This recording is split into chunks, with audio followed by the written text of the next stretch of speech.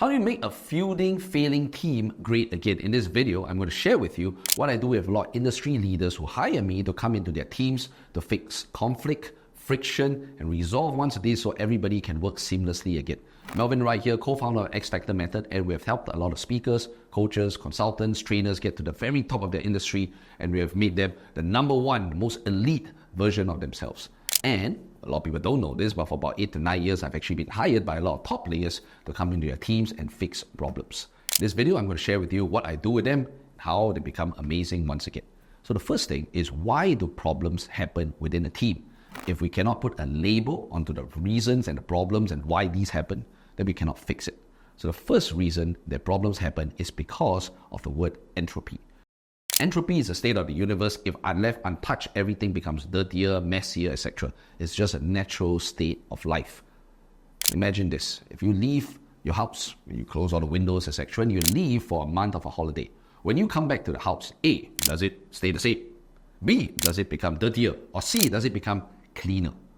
No, it wouldn't be A, because mysteriously after a month, even though you have done everything you can, the house falls into a state of decay. There's dust everywhere, and somehow just the place is a lot messier than when you left. It wouldn't become cleaner. It would become cleaner if you hired somebody to come in and clean. And so the state where things become messier is just natural state of life that's called entropy. When things progress and we don't fight against entropy, which means, every time you clean, you fight against entropy. Every time you take care of your health, you fight against entropy. When you just allow things to just progress according to the natural state of things, then entropy takes over. And so number one, companies left alone, unmanaged, become messier. Number two, it usually happens also because the leader has become lax for whatever reason. Sometimes when people make too much money, they become lax. And so they are lax in the upholding of rules and lax in the sharing of the vision. And so when people are unclear of what the goals and the vision is, the leader mentioned it one time for the last 1 or 2 years, we're not sure if they're serious about it, or there used to be this particular rule, but now everyone can kind of get away with the rules, so everyone's like, oh, do we still follow that entire rule? When the leader is lax, you have problems. That's number two.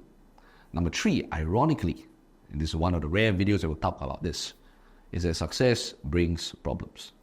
Universally, a lot of people think that failure causes people a lot of problems. It's true, failure might cause you financial problems, but I can see that in teams, failure is actually a great unifying factor.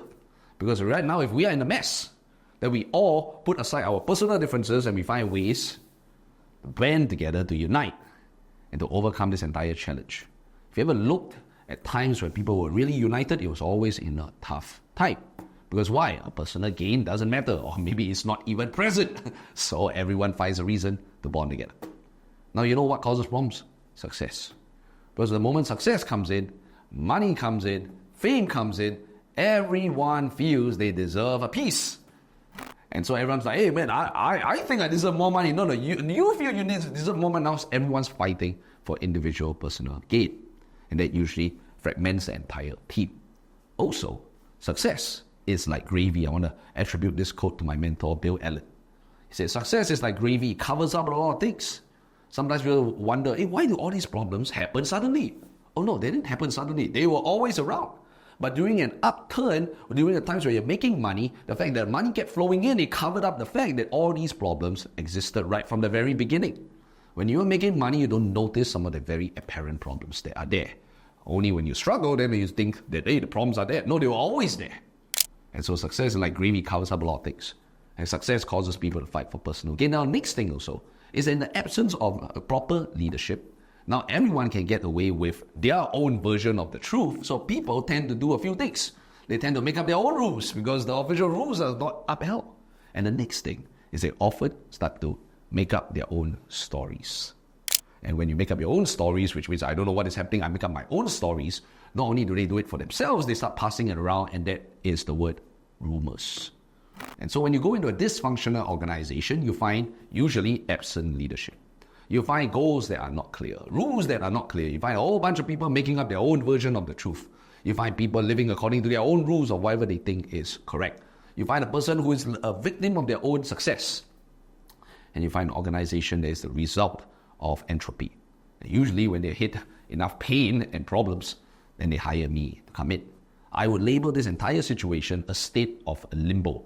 A state of limbo is where you have talented people, but they're all aimless. They're not moving together, they're not united, they're not moving in the same direction.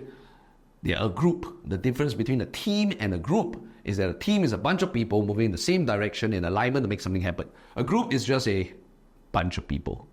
Usually, might be standing together wearing the same shit, but they're all there for their own personal agenda. So when I enter an organization like this, I usually find a group of people, not really a team, even though they might be wearing the same shit. So how exactly do we fix this situation? You fix this situation, number one, it always begins with the leader. The leader needs to step up, and everything changes when the leader takes responsibility and ownership of the situation. If the leader doesn't do this, the organization remains in a state of limbo. If the leader falls into a state where they are a victim or they are blaming the people, I usually don't take up that because I know that nothing will happen. The fish stinks from the head. That expression means that everything actually comes from the leader. The leader, if a leader has problematic people in their organization, it's usually one of two reasons. Number one, they have found problematic people, which also is the leader's problem. Or number two, they found actually a good person, but the way they operate makes this person a problematic person. So you either find it or you make it. And so the leader, to rectify the situation, needs to take ownership, responsibility, and commit to change. If everyone can see that the leader is taking ownership, is responsible, and committed first to personal change, then structural change within the organization, everything takes a turn. Now what the leader needs to then do is also to clarify the vision. What is the goal? Where are we headed? Is this goal that we set 1 or 2 years ago, is it still relevant? He needs to define and clarify the goal. Is this something that we are moving towards or not? He also needs to get clear on what is acceptable and not acceptable within the organization. To have a very frank, open conversation, to provide clarity to people. And this is the one thing that I go in there, I facilitate a process where the leader can provide clarity for everyone. Where are we headed? What are we doing? Is this acceptable? Is this allowed? Is this not allowed? What happens if we do these things? And the moment clarity is demonstrated and expressed as a group, you can feel the energy start to soar. Clarity does one of two things. It allows committed people to be even more committed. They might have been in a state of limbo before they clinging to some hope from the past. But now they hear their leader taking responsibility, sharing the vision, where we are going, what is acceptable. The committed people are even more committed. The second thing it does is, for all the non-committed people who should have long left the company, when they hear the leader say these things, they start to realize, oh, the act is up. They cannot continue like this anymore. And very quickly, within less than a month, usually these people leave. And that's amazing. Because what is necessary for change, for a reset to happen, is for the committed people to step up even more, and the uncommitted people to leave.